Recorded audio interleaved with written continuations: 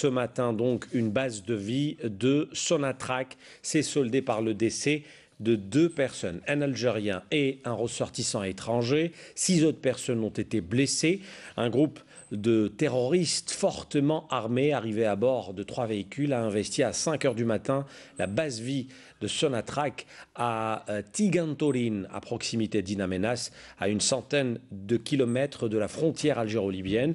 L'attaque a porté d'abord sur un bus qui a quitté cette base, transportant des étrangers vers l'aéroport de In Amenas. Le groupe terroriste, après cette tentative avortée, s'est dirigé vers la base vie dont il a investi une partie. Des personnes sont actuellement d'ailleurs prises en otage. Un nombre indéterminé de travailleurs, dont des ressortissants étrangers.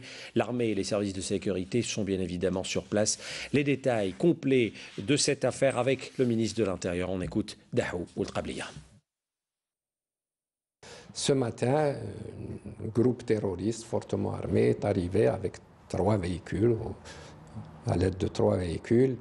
Il a attaqué dans une première phase un convoi qui transportait des étrangers de cette base vers l'aéroport de In Amenas, conformément aux traditions qui font que ces travailleurs étrangers restent certaines périodes là-bas, puis se déplacent vers leur pays d'origine avant de revenir.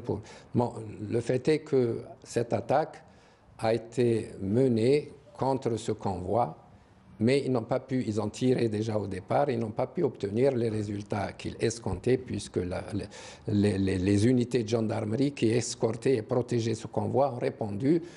Donc les terroristes se sont retirés et ont pris la direction de la base elle-même, qui se situait à 3 km environ du point où a eu lieu l'agression. Avant de passer donc pour dire ce qui s'est passé au niveau de la base, je donne un bilan de ces premières tentatives. Il y a eu 2 morts, un Britannique et un Algérien. Il y a eu 4 blessés, un Britannique, un Norvégien, un Écossais, 2 gendarmes et un autre agent de sécurité. Donc voici le bilan total. Ces personnes sont arrivées malgré tout parce que le groupe terroriste s'était retiré devant cette tentative avortée. Ils ont continué leur chemin et se sont rendus donc à In Amenas où ils ont été pris en charge et les blessés également admis à l'hôpital. Ensuite, ceux qui sont entrés à la base n'ont pas occupé toute la base, mais une partie de la base, plus précisément le poste d'entrée, où ils ont également, où ils retiennent en ce moment un certain nombre de personnes, d'otages.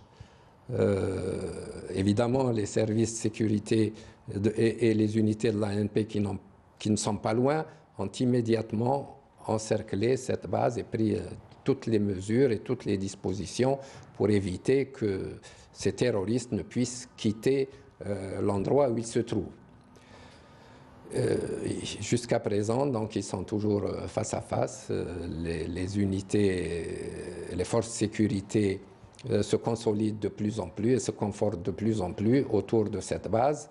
Et il n'y a aucune autre possibilité pour les preneurs d'otages que soit de négocier la possibilité de sortir, ou bien également les choses peuvent se traduire autrement s'ils persistent dans le maintien de leur position. Ils ont des revendications précises. Les revendications, apparemment, il semblerait qu'ils veulent ressortir de cette région pour sortir du pays avec des otages, ce qui ne saurait être accepté par les autorités algériennes. C'est pour cela que je dis l'issue est toujours indécise. Pour ce qui est des mesures générales, évidemment, cette agression, bien qu'elle ne soit pas prévisible, n'était pas impossible, compte tenu des longueurs des frontières, compte tenu également de la géographie du Sahara, etc. Et puis ce qui a également peut-être faussé les choses, c'est qu'ils sont venus dans des véhicules d'apparence civile.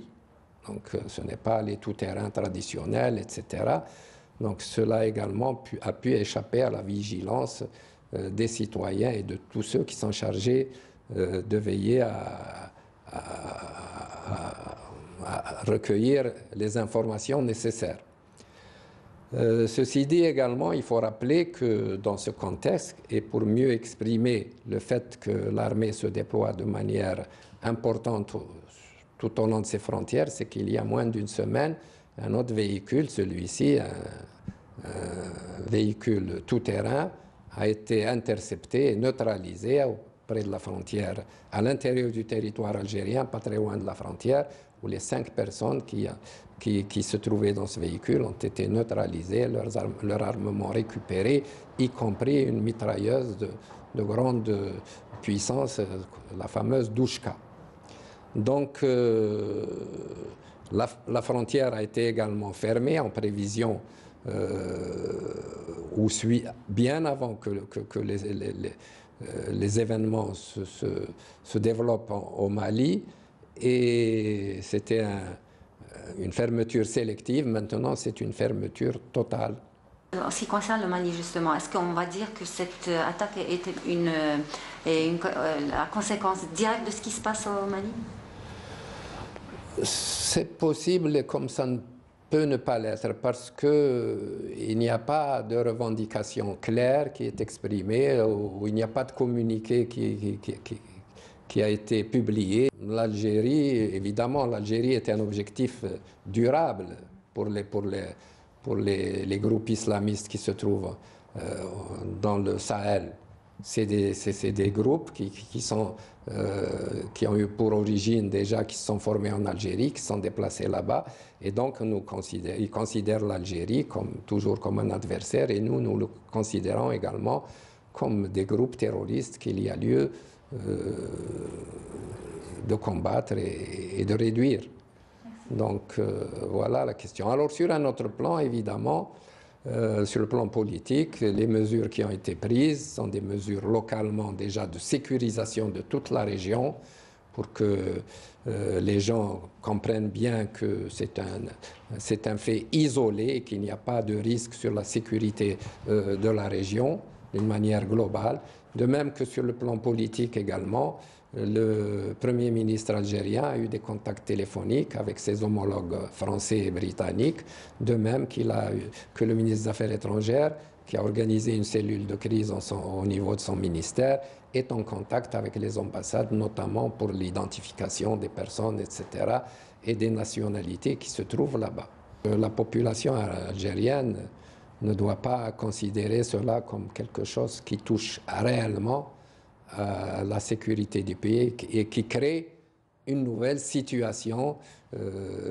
C'est une situation dans le reste du pays qui est normale. La population n'a pas du tout, il n'y a pas lieu de s'affoler ni de considérer que la sécurité du pays est menacée. Voilà donc la déclaration à l'instant de Dahou